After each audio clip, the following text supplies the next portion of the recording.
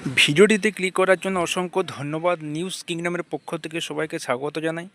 তো আজকে আমি একটা সম্পূর্ণ নতুন আপডেট তোমাদের সঙ্গে আমি শেয়ার করব। তো তার আগে তোমাদের আমি বলবো যে আমার চ্যানেল যদি নতুন হয়ে থাকো তবে অবশ্যই আমার চ্যানেলটাকে সাবস্ক্রাইব করবে এবং পাশে থাকা নোটিফিকেশান বেল আইকনটা অবশ্যই প্রেস করতে ভুলবে না, যাতে পরবর্তী ভিডিওর আপডেট খুব সহজে তোমরা পেতে পারো এবং আমার চ্যানেলের সঙ্গে জুড়ে থাকো। আমি নিত্য নতুন ভিডিওর আপডেট তোমাদের সামনে আমি তুলে ধরবো। তো চলো দেখে নেওয়া যাক আজকে সম্পূর্ণ আপডেটটি। 70,000 কর্মসংস্থান মুখ্যমন্ত্রীর ঘোষণা অনুযায়ী। তো দেখে নেওয়া যাক আজকের কী আপডেট।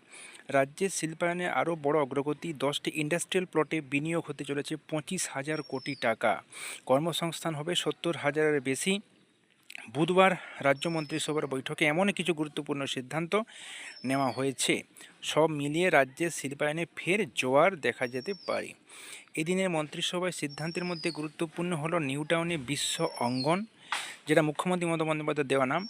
25 একর জমিতে গড়ে তোলা হবে international information technology entertainment and cultural park. এদিন মন্ত্রিসভার বৈঠকের পর নবান্নে এই খবর জানিয়েছেন মুখ্যমন্ত্রী মমতা বন্দ্যোপাধ্যায়। তিনি নিজেই নিউ টাউনের এই আইটেক পার্কের নামকরণ করেছেন বিশ্ব অঙ্গন, যেটা তোমাদের সামনে আমি আগে বললাম। এদিন মন্ত্রিসভার বৈঠকে এই সিদ্ধান্তগুলি অনুমোদিত হয়েছে বলে তিনি জানান। তিনি আরও জানান যে আমাদের লক্ষ্য রাজ্যে দ্রুত শিল্পায়ন এবং কর্মসংস্থানের সুযোগ বাড়ানো।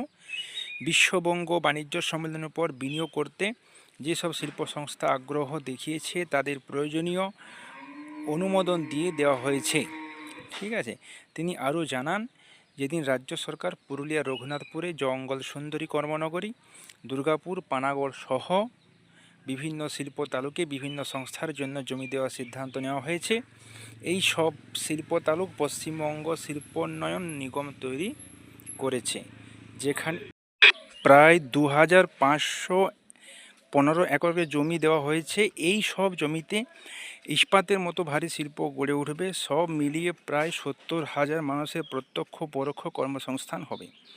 এছাড়াও 15টি ইন্ডাস্ট্রিয়াল এস্টেটের 43 প্লট ক্ষুদ্র ও মাঝারি শিল্পের জন্য বরাদ্দ করা হয়েছে। এর ফলে ক্ষুদ্র এবং মাঝারি শিল্পে প্রায় 4,000 মানুষের কর্মসংস্থান হবে।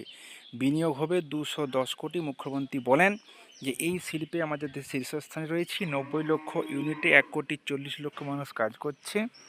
সারা রাজ্যে 660টিরও বেশি ক্লাস্টার রয়েছে। বাংলায় ক্ষুদ্র মাঝারি শিল্পের চাহিদা এখন তুঙ্গে। ঠিক আছে। তো বন্ধুরা, এখন মুখ্যমন্ত্রী ঘোষণা অনুযায়ী যদি এই শিল্প ঠিকঠাকভাবে হয়ে থাকে তবে একটা প্রচুর কর্মসংস্থানের সুযোগ কিন্তু রয়েছে।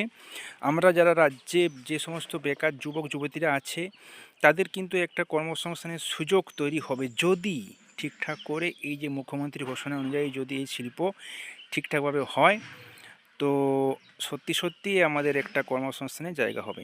তো এটা ছিল একটা ক্ষুদ্র আপডেট। তো ভিডিওটি দেখার জন্য অসংখ্য ধন্যবাদ। আর সঙ্গে থাকো, পাশে থাকো।